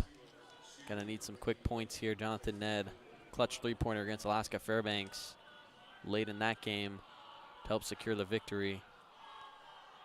Gilbert's first free throw is good. So the first one of the one-on-one goes in for him. Tyson Gilbert, 17 points tonight. And we said coming into this game, it's not like this Alaska Anchorage team has a specific star that stands out every night. And I must say it is exactly what we have expected here, despite, as you mentioned, those 3 players being in 15-plus points. It hasn't really been like one of them is dominating the floor at all times. They're spreading this ball out well. 21 team assists. One of the top assisting teams in Division II, showing it off tonight. Hornbuckle drives, gives to Colley. Colley working inside, spin move, puts it up right-handed. It's good, and he got a foul. So B.J. Colley will go to the line for a chance at 3.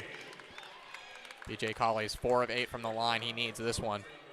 And I said you might be looking for a three-pointer on your next couple of possessions, but why take a three-pointer when you got BJ Colley getting and ones down low? Just can he make the free throw is the question. 4 for 8 from the line. Unable to capitalize on his opportunities this game. Minute 31 now ticking down after this free throw. That free throw is no good. Another miss for BJ Colley from the line. Vikings got to get a defensive stop here quickly.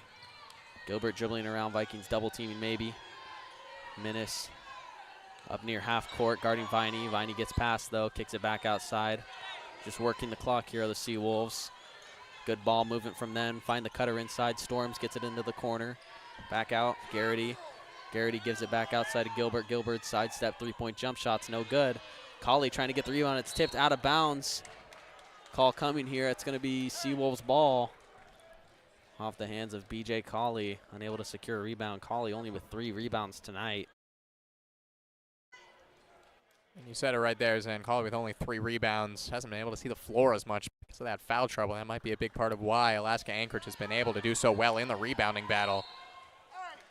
Colley there, maybe a little bit of frustration picking up his 4th foul. Ball was inside to Garrity, and Colley just got him right on the arm. Kind of swatting around, reaching around. Sawyer Storms will go to the line for the bonus. 1-1. Sawyer Storms with a chance at 20 now if he makes this free throw. Alaska Anchorage 12 of 13 from the free throw line. Vikings 19 of 28. That is 9 missed free throws, so if they're able to shoot at a clip closer to what they're used to shooting, this could be a 1 or 2 possession game. Sawyer Storms clutch from the line. Makes both free throws to now put the lead at 12 with under a minute here. And hope for this Vikings team slowly dwindling. Storms with 21. His highest with Chaminade was 19. He's got 23 one time this year with Alaska Anchorage. 21 tonight. Great performance for him. Seawolves just working it around here. Get an easy layup inside to Jerron Williams. And it looks like that is how it's going to do it here. Vikings' chances now all run out here as there's no more time for them to come on and bring this game back in. D'Angelo Minnis gets a layup right there to try and just add to his total. D'Angelo only with 8 points. We're going to get a foul here. Get some more free throws for Alaska Anchorage.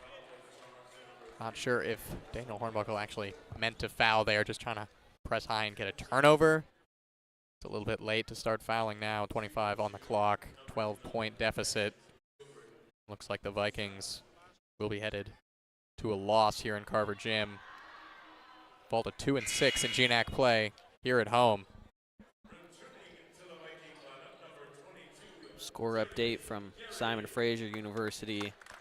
They brought it back a little bit, but Alaska Fairbanks still leads by 10, 65-55 with 2:24 left in that game. Alaska Fairbanks looking like they're going to move towards a victory tonight.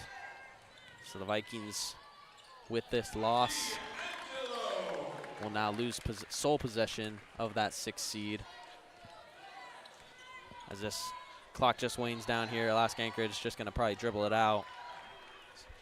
And as the GNAC standings stand right now, Montana State Billings up top, St. Martin's 2, Seattle Pacific at 3, followed by Northwest Nazarene, Western Oregon, then Alaska Anchorage and Western Washington fighting for that 6th spot. Alaska Anchorage will be 6-8 compared to the Vikings 6-9, so they will hold possession of it. The Alaska Anchorage Seawolves win, but this game now ends at an 89-79 final here. And Zen, you got to hand it to the Seawolves here. They played an excellent game, shot 56% from the field, 21 points from Storms, 37% from three-point range. The Vikings on the other end, they shot well, but took the most free throws that they've attempted in GNAC play this season, went 19 of 28, turned the ball over 16 times. A frustrating night for the Vikings as they were outplayed tonight on their home court by Alaska Anchorage. So up next for the Vikings, it'll be Northwest Nazarene. They'll travel on the road for their next 2 games. Thursday, they will be in Idaho taking on Northwest Nazarene, 7 p.m. Mountain Time start time. Then on Saturday next week, They'll be in Ellensburg, Washington, taking on Central Washington. Next week we'll be here with women's basketball. Week after that, Vikings won't play Thursday, but we'll be here Saturday for Simon Fraser's 7 p.m. start time. That'll be the 25th of February. But for this one, the Vikings take a disappointing 10-point loss. And their playoff hopes still alive, but they've got to come up with some big wins. This game so far, we mentioned it already, Alaska Anchorage. You can see it on the board. Just had an overall beautiful game for them. Did everything right and beat the Vikings in almost every statistical category there is to beat them in. But for us here on Vikings TV, we'll say this one last time until we see you on the 25th. Good night and go Vikings.